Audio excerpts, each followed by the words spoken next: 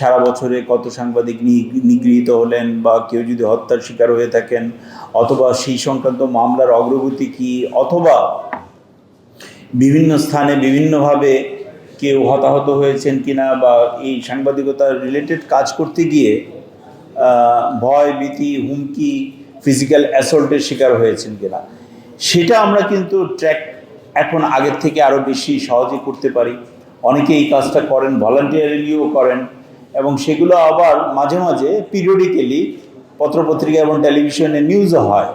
তো সেই দিক থেকে এটা একটা স্টেপ, কিন্তু এগুলোকে ট্র্যাক করা ফার্দার এবং শেষ পর্যন্ত মানুষের যে অধিকার, এই ক্ষেত্রে সাংবাদিকের যে অধিকারের জায়গাটা, অর্থাৎ সে যদি কোনো অন্যায়ের শিকার হয়ে থাকে, সেটা যে কোনোভাবেই হোক, সেটা থেকে রিড্রেস পাওয়া এবং শেষ পর্যন্ত সে এটার কোনো প্রতিকার পেল কিনা সেটাকে ট্র্যাক করা, এবং প্রতিকার না পাওয়ার ক্ষেত্রে যদি কোনো আইনি জটিলতা থেকে থাকে, সেখানে কিভাবে সে সেবাটা পেতে পারে।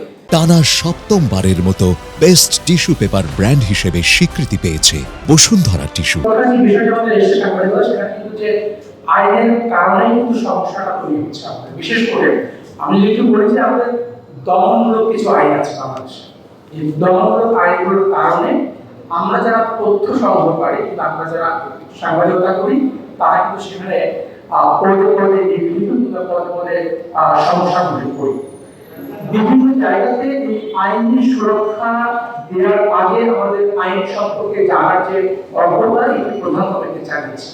আমরা সাংবাদিকতা করি, আমরা যেসব গণমাধ্যমের হয়ে কাজ করি, সেসব প্রতিষ্ঠানের বেশিরভাগের পক্ষ থেকে কখনোই এই আইনি সুরক্ষার ব্যাপারটি নিয়ে কখনোই কাজ করা হয়েছে কিনা এটা নিয়ে আমার অনেক প্রশ্ন থাকতেই পারে। হয়তো আমাদের বিভিন্ন সংগঠন যারা আছেন তারা মাঝে মধ্যে কিছু প্রোগ্রাম ব্যবস্থাপনা করেন, যেখানে আমরা সাংবাদিকরা আমাদের সুরক্ষা আইন সম্পর্কে জানার চেষ্টা করতে পারি, সেটাও অপূর্ব। এই আইনের সুরক্ষার ক্ষেত্রে দমনমূলক আইন, সেগুলো সম্পর্কে আমাদের প্রধানতম দায়িত্ব হচ্ছে জানা কোন কোন আইনের কারণে আমরা মাস পর্যায়ে সাংবাদিকরা আজকে ব্রহ্মপুত্রের শিকার হচ্ছে। বিভিন্ন সময় যে কোনো ঘটনা, যে কোনো রিপোর্ট করে কিন্তু দেখবেন যে মানহানিকর মামলা করা হচ্ছে। এখন মানহানি কোনটাকে মানহানি হবে, আমি দুর্নীতি করছি, আমি করাপশন করছি, আপনি সেখানে রিপোর্ট করছেন, আর সেই কারণে আপনি মানহানিকর মামলা করে ফেলবেন। এই বিষয়ে আমাদের এখন কথা বলার জানার সময় আসছে। তথ্য সংগ্রহ থেকে যদি আপনার মানহানি হয়, তাহলে তথ্য অধিকারের যে আমাদের সুরক্ষা, সেটি কোথায়? যত 2009 একটি তথ্য অধিকার আইন করা হয়েছে, তার মধ্যে সেই সুরক্ষা আজও আমরা নিশ্চিত করতে পারিনি। এখন বিভিন্ন সভা, সেমিনার, সিম্পোজিয়াম হচ্ছে আমাদের সেই তথ্য সুরক্ষার জন্য।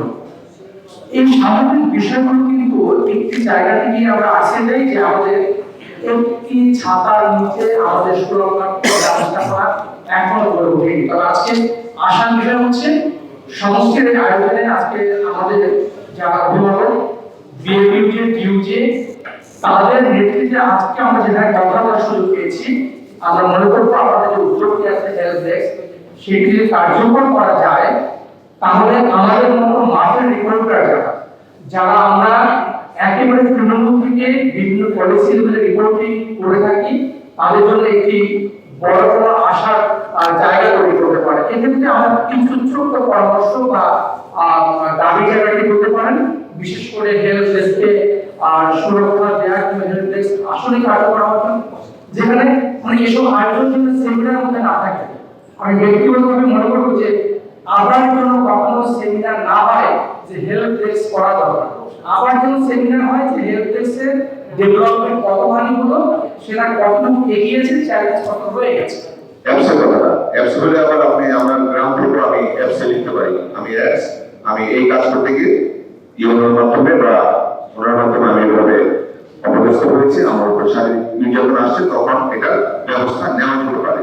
এখানে আইনজীবী যেমন আপনারা রাখবেন, সাংবাদিক নেতাদেরকেও রাখা উচিত।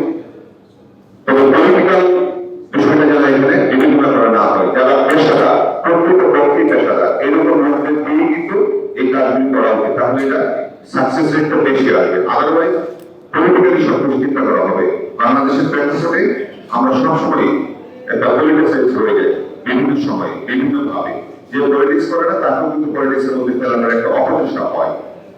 আমরা এইগুলো আসলে লিখতে জানি, আমরা যেন সাংবাদিকতাটাই সঠিকভাবে করতে পারি, সুন্দরভাবে করতে পারি। এই পথটা, এই জায়গাটা সুস্থ পরিবেশের কথা আমাদের ইলেকট্রন বলে গেছে। সুস্থ পরিবেশ খুব জরুরি আসলে, না হলে এতজন সাংবাদিকের বিরুদ্ধে এইভাবে 5ই আগস্টের পর এইভাবে মামলা হতে পারে না। 4 জন 5 জন 10 জন হয়তোবা ওই সময়ে বিভিন্নভাবে তারা জড়িত থাকতে পারে, সেগুলোর বিচার হোক, সেটা ভিন্ন বিষয়। কিন্তু যারা আসলে মাঠে কাজ করেছে, যেমন স্বামীরা প্রায় একটা পর একটা তার নামে মামলা, এইসব ক্ষেত্রে কিন্তু আমাদের সাংবাদিকরা যারা আছেন আপনাদের কাছে অনুরোধ জানাবো আপনারা এই বিষয়গুলি বিবেচনায় নেবেন।